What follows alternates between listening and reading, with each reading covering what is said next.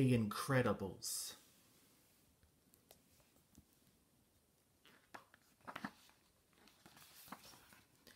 During the golden age of the supers, Mr. Incredible was the world's greatest hero. With the power of super strength, he caught criminals and stopped disasters. He protected the public from harm.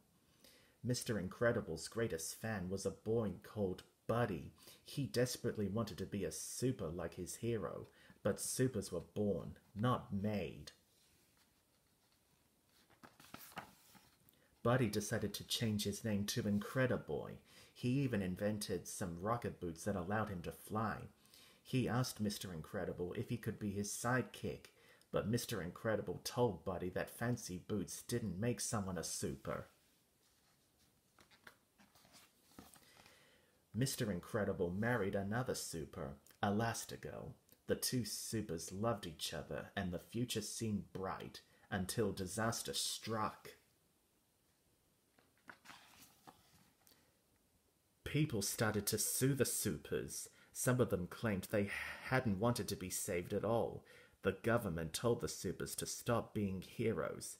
They had to go into hiding and live like normal people in the super relocation program. So Mr. Incredible became boring average Bob Parr, and Elastigirl became Helen. They had a shy daughter, Violet, who could turn invisible and create force fields, a super-fast son named Dash, and a baby called Jack, who seemed to have no superpowers at all.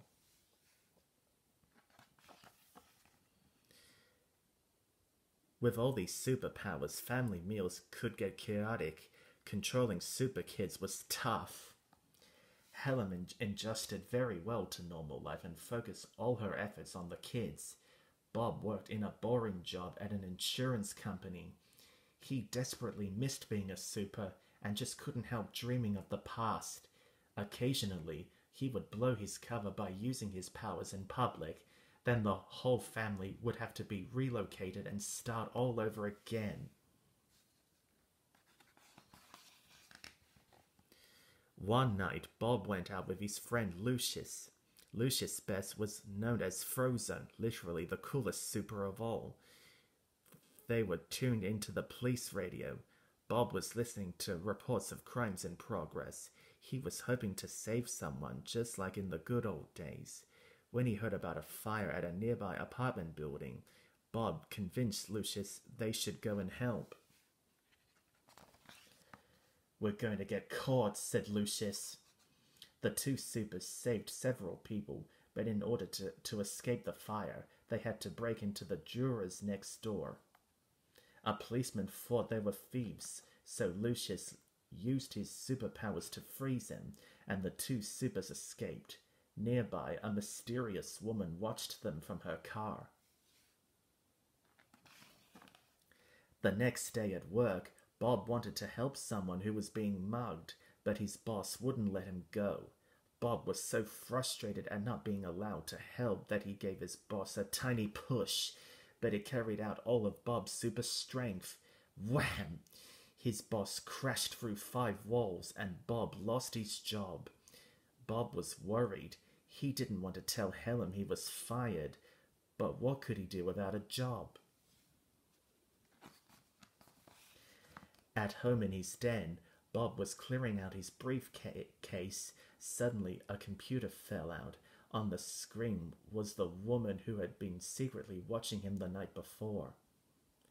"My name is Mirage," she said. "I represent a top-secret division of the government. A highly experimental robot has escaped our control. She had a very special top-secret mission for Mr. Incredible."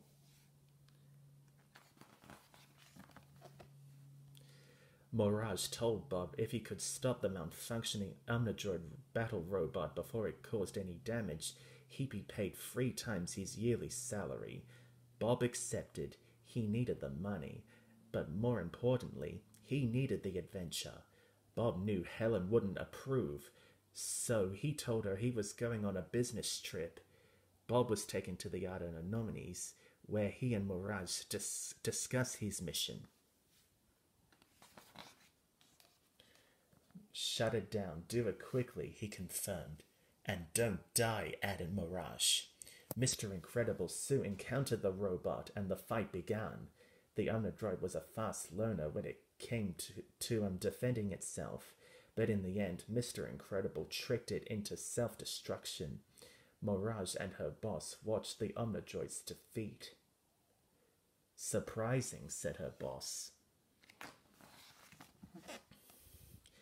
After a celebration dinner with Mirage, Bob flew home. He was excited about getting into super work. He began to lose weight, bought a new car, and even played with the kids. Things were looking up. But he ripped his suit, so he decided to visit Edna Mode, the former fashion designer for the supers. She agreed to mend the old suit for sentimental reasons, but insisted on making him a new, bold, dramatic outfit. The new suit arrived just in time. Mirage had another assignment for Bob. Another conference, he told Helen. Short notice, but duty calls. As Bob flew back to the island, Helen had discovered a white hair on his jacket.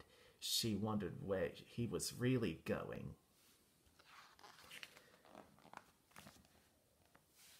Mr. Incredible got quite a shock when he arrived for his briefing. A new and improved Omnidroid attacked him. This time the robot was unbeatable. As it defeated the hero, a stranger in a black costume appeared. It's too much for Mr. Incredible, he gloated. I went through quite a few supers to make it worth it to fight you, but you're worth it. After all, I'm your biggest fan. Buddy, Mr. Incredible said. He barely recognized his former #1 fan. My name's not Buddy. I'm Syndrome, and now I have a weapon that only I can defeat. As Mr. Incredible tried to escape, Syndrome froze him in his Ennoble Ray. Who's super now? He yelled. But then he lost control and accidentally flung Mr. Incredible off a waterfall. Syndrome threw a bomb after him, but Mr. Incredible found safety in an underwater cave. Syndrome sent a probe to find him, but the hero hid behind the remains of Gazer Beam, a super who had died battling the Omnidroid. Just before he died, Gazer Beam had used his laser vision to etch the word Crones on the cave wall. What could it mean? Bob wondered. Meanwhile, Helen had found Bob's newly mended suit. She knew that Edna must have fixed it, so she went straight to her to find out what Bob was up to. Edna was thrilled to see Helen. She'd so enjoyed making and testing Bob's new suit that she made one for Helen too, and one each for Violet, Dash, and Jack Jack. Each new suit came with a homing device for handy tracking. But Helen was very upset. You helped my husband resume secret hero work behind my back. I assumed you knew, darling, Edna protested. Helen phoned Bob's work and learned he'd been fired almost 2 months ago. Where was he? Edna passed Helen the homing device that would locate him. Meanwhile, back on the island, Bob had snuck into Syndrome's base. Using the password Crones, he had hacked into the computer and discovered Syndrome's plan. Syndrome had killed many supers, perfecting his Omnidroid. Now he'd planned to set the robot loose in the city. No one would be able to stop it. Suddenly, bleep bleep, Mr. Incredible's homing device went off. Now Helen knew where he was, and so did the island's security. They shot out great sticky globes to catch him. Mr. Incredible was trapped. Back on the mainland, Helen knew she must find her husband. She realized she would only be able to do it if she became Elastigirl. Elastigirl followed the homing signal in a borrowed jet. She soon found that Violet and Dash had left Jack Jack at home with a babysitter and stowed away on the jet. They had also found their super suits. As they approached the island, missiles attacked the jet. Elastigirl told Violet to create a force field around the plane, but Violet was hesitant. She didn't think she could make one that big. In his prison cell, Mr. Incredible listened to the attack on his family with horror. "Target destroyed," came a voice from a speaker. "You'll get over it," Syndrome sneered. A desperate Mr. Incredible grabbed Mirage.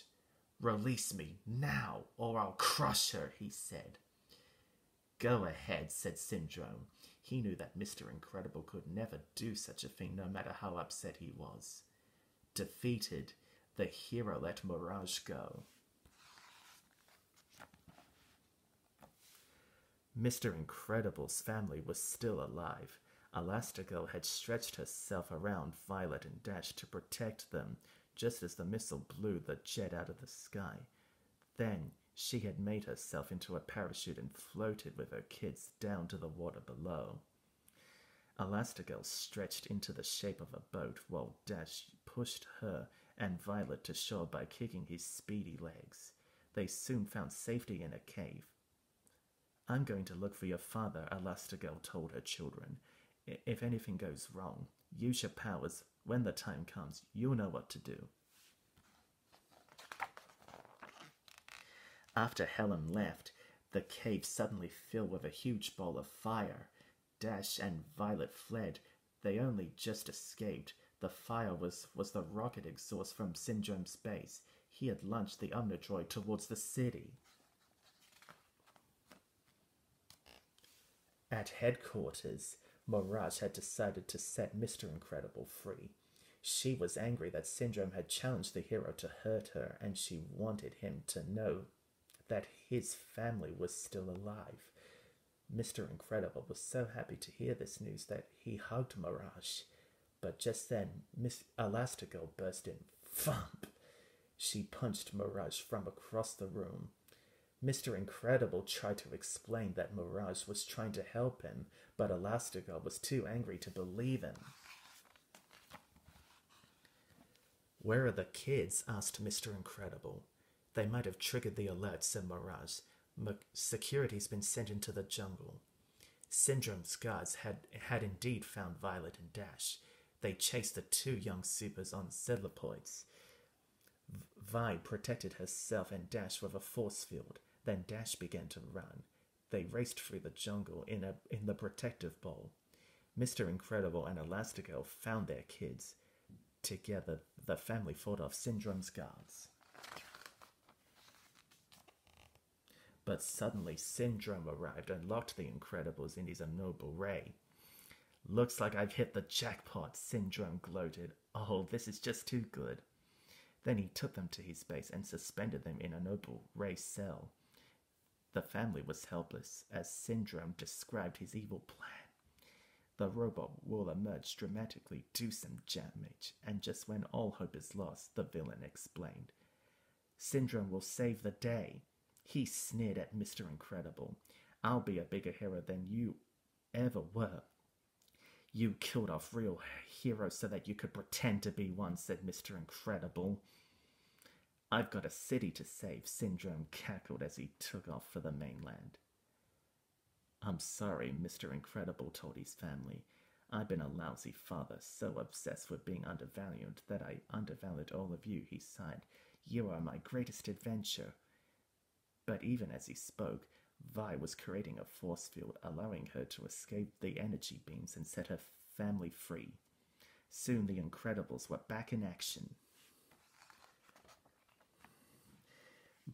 Mirage helped the family escape from the island in a rocket. They flew towards the city where the Omnidroid was already destroying everything it could find. The people of the city were terrified. "Someone needs to teach this hunk of metal a few manners," Syndrome told the crowd. Sneakily, he worked the robot's remote control and removed the Omnidroid's arm. The crowd cheered, and Syndrome loved it. But the Omnidroid was a learning robot, and it realized Syndrome was controlling it. It zapped the remote and knocked Syndrome out. Luckily, the Incredibles had just crash-landed in a van that Elastigirl had held to the rocket. Then Mr. Incredible announced he would fight the robot alone. When Elastigirl objected, Mr. Incredible begged her. "I can't lose you again," he said. "I'm not strong enough." Elastigirl smiled gently. "If we work together, you won't have to be."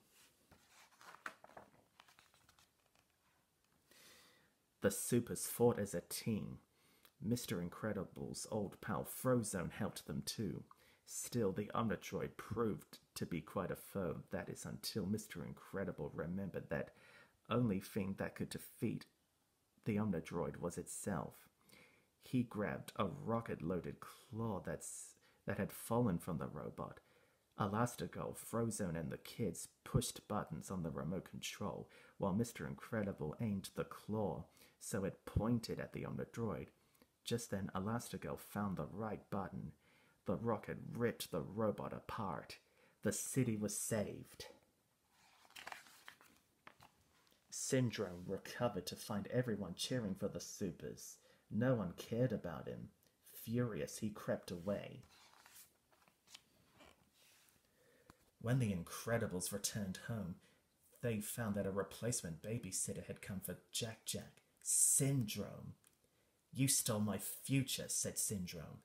"I'm returning the favor. Don't worry, I'll be a good mentor, and in times, who knows, he might make a good sidekick." Syndrome blasted a hole in the roof and flew off with Jack Jack towards his waiting jet. But Jack Jack was upset. He began to cry and wail. Then he began to transform using superpowers. Suddenly, Syndrome was no longer holding a sweet baby, but a flaming monster. Jack Jack tore through Syndrome's rocket boots. Syndrome quickly dropped in and raced for his nearby jet. Mr. Incredible used his super strength to throw Elastigirl into the air. She caught Jack Jack and then stretched out into a parachute to bring him safely back to the ground. "This isn't the end of it," Syndrome raged. But he was wrong. Mr. Incredible picked up a car and threw it at the jet. Syndrome was jolted by the blast. His cape got caught in one of the engines, and with one last yell, Syndrome was gone. As the jet exploded, Vi protected her family with a force field. Their house was destroyed by falling wreckage, but the Incredibles were safe. "That's my girl," said Elastigirl to her daughter. With the danger to the city over, the Incredibles returned to their undercover life, but fitting in was just a little easier now. Vi was more confident in herself, and Dash was even allowed to use a little of his super speed by running on the school team. He was careful to always come in a close second. But as the super family left school sports day, the ground began to rumble. A monstrous machine broke out of the earth, with a menacing figure riding on top of it. "Behold the Underminer!" the figure cried. "All will tremble before me." It was time for the family to put on their masks and change into their super suits. This was a job for the Incredibles.